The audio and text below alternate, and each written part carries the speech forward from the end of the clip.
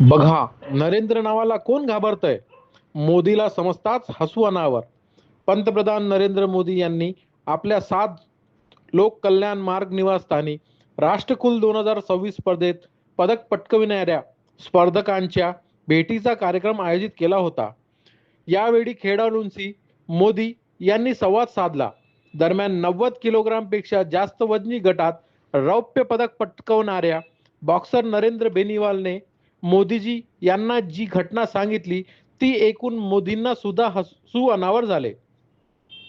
Boxer Narendra बेनीवालने सांगितले की सन 2015च्या military गेममध्ये त्यांचा सामना पाकिस्तानी बॉक्सरशी झाला.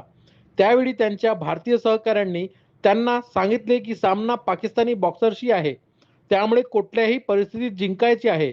सामना सुरू झाला. मी पहिला राऊंड 4-1 ने आणि दुसरा 3-2 ने. सामन्यादरम्यान आमचे दोघांचे डोकमे एकावर आपटले. दोघेही जखमी झालो होतो. दवाखान्यात दोघांनाही टाके पडले. त्यावेळी पाकिस्तानी बॉक्सरने म्हटले की तुझे नाव नरेंद्र, तुझ्या कोचचे नाव नरेंद्र आणि तुमच्या पंतप्रधानाचे नाव देखील नरेंद्र. त्यामुळे मला नरेंद्र नावाचा आता धसका बसला आहे.